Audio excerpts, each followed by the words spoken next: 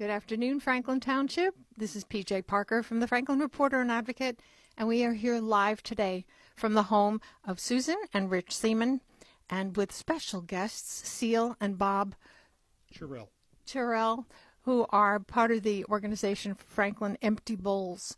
And Franklin Empty Bowls is in conjunction with the Franklin Township Food Bank to address a need that we're all familiar with, some more than others. It's called hunger.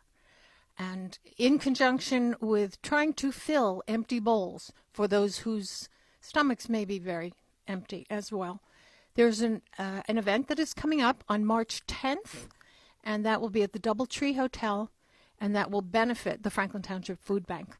So I'd like to once again introduce Bob and Seal and Susan to tell you a little bit more about the event, how you can participate, and we'll also talk about these wonderful bowls that are right behind both of them.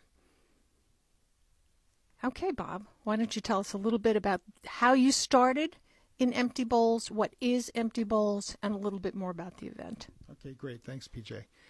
Empty Bowls is a grassroots organization that started back in the 1990s in the Midwest of the United States with a concerned parent and an art teacher who wanted to raise money to help people who were in need and who were challenged by food insecurity. They formed a 501c3, which is a charitable organization, to do this, but it caught on so well that it has actually gone international.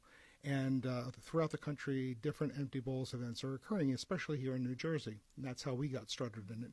We attended one in a local community, and we thought that it was a really great way of raising money to help people in need.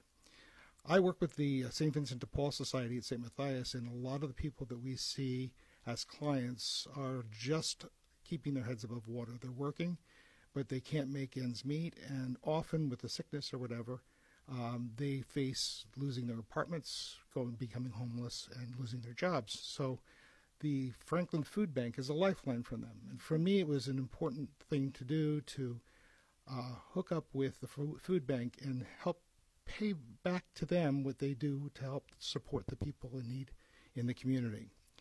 The Empty Bowls event is really an important thing to do. It hooks up restaurants, artisans who make pottery, and people who are concerned about hunger in the community. And what we're doing now is we have tickets on sale for the event, as you said, March 10th, 1 to 5 p.m. at the Doubletree on Atrium Drive. People can arrive at any time during that time and enjoy a selection of the bowls, which Susan will tell you more about, food that's being donated by local restaurateurs and other businesses in the area, and talk to like-minded people who are concerned about the poor and those facing food insecurity. It's very interesting to note during the recent government shutdown that there were many more people in need of food who either were not aware of or eventually did avail themselves of the services of the food bank. So that's important to realize that food need can strike you at any time. This is an essential, obviously essential part of all of our lives. So this event is quite a blessing. Seal, what would you like to tell us? We're hoping that this event will be successful, of course. We are looking for ticket sales. We are looking for folks who maybe can't attend. Maybe they would like to just donate outright. We've had quite a few who have done that already. And then there's the opportunity to sponsor the event. So all sorts of ways to participate to make the event successful. Where would somebody apply to be a sponsor? www.franklinfoodbank.org. You click on the box that says buy tickets or purchase tickets. So it doesn't sound obvious, but that's where you go, and it's got the ticket sales as well as the 3 levels of sponsorship. And donations. And the donations are there too. Okay, and again, that event is March 10th. Now, what day of the week is that? Sunday. It's a Sunday, so perfect. 1 to 5, all day, you can have your Sunday to do something wonderful for people in your community. Now, the other part of this, now, if we can just pan to all these beautiful ceramic bowls. Now, when we walked in here, one of the first things I noticed was, oh my gosh, look at all these beautiful ceramic bowls. Well, Susan, Ms. Susan Seaman, is directly responsible for all of these wonderful ceramic bowls. Susan, you want to give us a little information about your bowls and you and how this is all tying into the Empty Bowls project? Thanks. I retired from AT&T after 20 years in the corporate world, and I had done a little bit of pottery work before that, but I really got heavily involved, and I have a studio in the back over there, and I just enjoy it. And I was looking for a way to kind of combine what I love to do the most with a way to help the community, and this was really it. I approached Bob and Seal after they had attended that last Empty Bowls event, and I said, would you guys be interested in helping me do this? Because it's a lot. It would be impossible for one person as a potter to do it. And they have been fantastic to work with. Their organization skills are amazing, and they both, Seal as a teacher and Bob working in the corporate world had an enormous amount of experience in pulling things together and pulling communities of people together. And we've got volunteers that we're working with, and it has been both fun, enjoyable, and I think we're on the path to being very successful in making this happen. I saw the sign up on 287. That was great. very exciting. I don't know if you guys have seen it. So that was very nice. The word is getting out. We have a Facebook page, Empty Bowls Franklin. Please like the page so you can get more information about it. And that's it. So I've been making bowls now for a little over a year. I think I started a while ago before we even really got started, and it's just been a joy. So I've had a lot of people donating clay to me, donating glazes to me, and I've made lots of things. I also teach at the adult ed program for Parks and Rec, and so we have a class that's starting in March, probably right after the event. But if anybody's interested in learning how to make ceramics, come out and you can do that and make some bowls for Empty Bowls for next year. So we plan on having this be an annual event, and we're just looking to have as many people from the community come out and support us and support the great work of the Franklin Food Bank.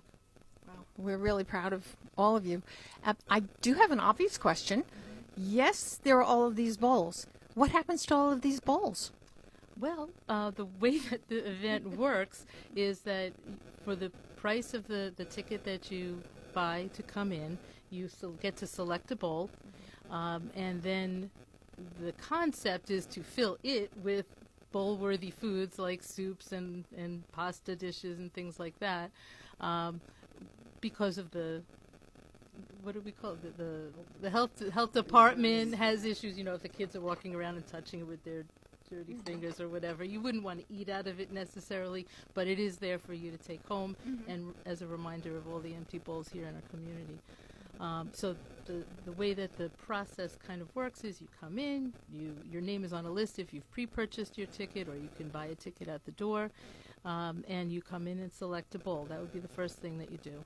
Then you come in and find a place to sit, enjoy the wonderful food. There'll be a little bit of light music type entertainment, and just sit and talk with other like-minded people. One of the nice things about going to these events is that you never know who you're going to sit with, and you never know who you're going to meet, and it's usually quite interesting. We've met some interesting people at one that we went to recently, and Bob and Seal have told me stories about the other events that they've gone to, and you just never know who you're going to see there, so that's always fun. What else? Yeah. The rest of the ceramics that I see, and I know you mentioned that there were some other vendors involved. Like I was saying before, these bowls, I made all of these bowls, but there's another table over here of a lot more bowls that were donated by local potters. Some of them were students of mine, some of them were just people that I called who I knew were potters. I belong to the New Jersey Potters Guild. They have a show twice a year, and I spoke with some of the people there and got some donations. Just pick up a few. As I see Seal has something with a beautiful Actually, interior design. One of the nice things is that there was a promotion that is still going on. There are a bunch of unglazed bowls that are over at Wine and Dreams right now, right by Starbucks. And if you go in during their open studio hours, you can glaze a bowl. And so these bowls here, I don't know if you can get these, Bill, but all these bowls here were all glazed by a group of friends from Somerset Run. And they went in, they brought some wine and some appetizers, and they had a grand old time. They really had a nice party, and they each painted a couple of bowls. And so there are still probably 50 bowls over there that still need to be glazed. If anybody's interested in having some fun, take your friends out, you can go. There's a studio fee of $10 per person, and then for $5 additional per bowl, which is the $5 is a donation to the food bank. You can glaze as many bowls as you like. So that's a nice fun thing to do. So will these bowls and or other bowls or ceramic pieces be on sale for people? Well, these bowls and the bowls that I made over here will all be out for people to select from when they come in and take home with them. That's included in their ticket price. This other pottery that's all over here, these are other pieces of pottery that were donated by other ceramic artists, and these will also be available at a sale table, and all the proceeds, or everything that you pay for it, will go to it. And everything's going to be quite affordably priced, so, nothing's going to be too high priced. But there's a lot of stuff and some really beautiful stuff. Keiko, one of the artists, made a whole bunch of things. There's some raku pieces over there, and I can talk a little bit about what raku is. By the way, they're not food safe. All these other bowls are food safe, the ones that they'll be selected. And these will be the ones at the event. But there's a different kind of pottery making process called raku, and there's cracks and crackling effects and stuff, which are beautiful, but all the carbon comes through, and there's black lines, and it's for display and for things like that. But they're quite beautiful, and those will be available as well. So this proposes to be a lovely, fun event while certainly giving back to our community, Franklin Township. So again, March 10th, Sunday, from 1 to 5 at the Doubletree Hotel. And we also want to thank the Doubletree for their generous donation of the space. They everything that you will see at this event, pretty much everything, is donated, and the people's time and everything you see here was donated, but the Doubletree donated the facility, and they're making some soup. It's going to be fantastic. It's just going to be lovely. We wouldn't have been able to do it without the Doubletree's help. In addition to the Doubletree, the restaurants who are actually going out of their way to supply the food for us to eat have been amazing.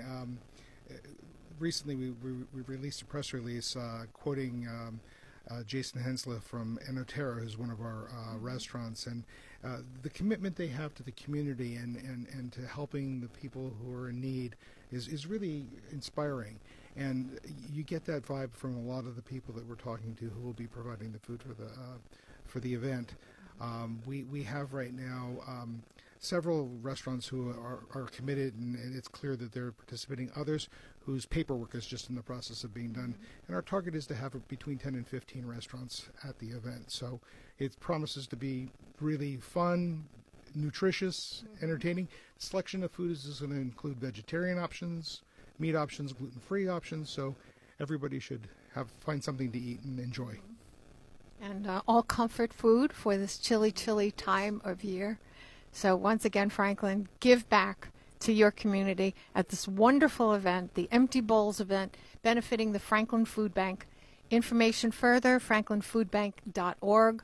And I want to thank Susan and Seal and Bob for organizing all of this. And this is one more example of Franklin Township being one of the best places to live. So this is PJ Parker, Franklin reporter and advocate, saying we'll see you on March 10th at the Doubletree for the Empty Bowls event benefiting the Franklin Food Bank. We'll be back.